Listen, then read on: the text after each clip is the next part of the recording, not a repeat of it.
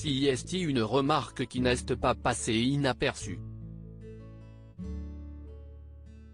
Thomas Soto présentait un nouveau numéro de Télématin ce lundi 20 juin. Sur le plateau de l'émission, il était d'humeur très taquine, comme à son habitude. À la toute fin, Julia Vignali et son acolyte ont reçu un artiste. Il s'agissait de l'humoriste Philippe Caverivière, que l'on retrouve notamment dans l'émission On est en direct.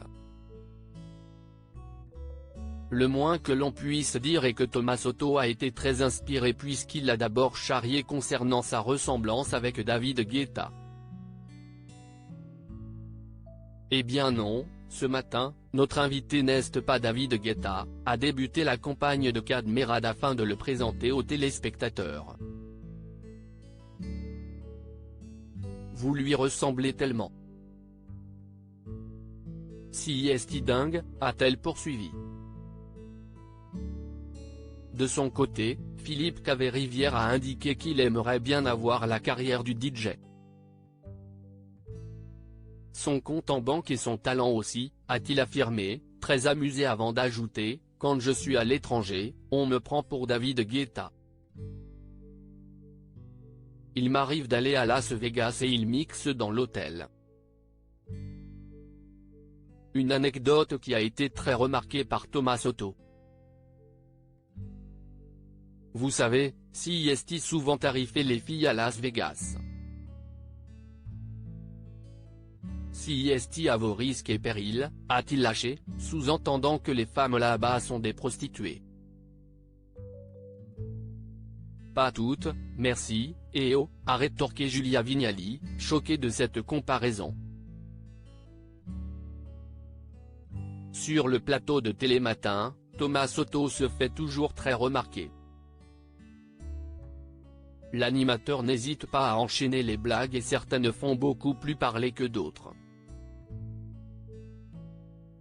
Au tout début de l'émission, il voulait introduire Nathalie Saint-Cric, la journaliste politique.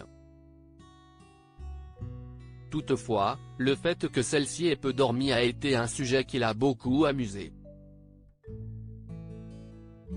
Bienvenue à vous si vous nous rejoignez dans Télématin. Elle a dormi 2h30, CIST Nathalie Saint-Cric, la madone de la politique, a-t-il d'abord lancé. De son côté, la principale concernée a tout simplement répondu, et ça se voit. Hors de question pour Thomas Soto de ne pas avoir le dernier mot et il a souhaité la rassurer. À sa manière. Non, ça ne se voit pas, a-t-il poursuivi avant d'ajouter, les maquilleuses sont là. Quelques instants plus tard, il a expliqué aux téléspectateurs que Nathalie Saint-Cric était présente sur le plateau de l'émission consacrée au second tour des élections législatives. Elle se trouvait aux côtés de Laurent Delahousse et Anne-Sophie Lapix pour décrypter les résultats. Une nuit qui a donc été très courte pour la journaliste politique. Thomas Soto, quel tacle avait-il envoyé à Valérie Pécresse? Thomas Soto est toujours très cash sur le plateau de l'émission. Si ce ne sont pas ses collègues qui en font les frais, ce sont les personnalités politiques. Suite au premier tour de l'élection présidentielle, Valérie Pécresse avait lancé un appel aux dons pour rembourser sa campagne. Sur le plateau de Télématin, CIST François Baudonnet qui mentionnait le cas d'une dame qui avait transformé ses pièces en bons d'achat et avait donc pu faire ses courses d'un montant de 120 €. CIST pas Valérie Pécresse avait aussitôt demandé Thomas Soto.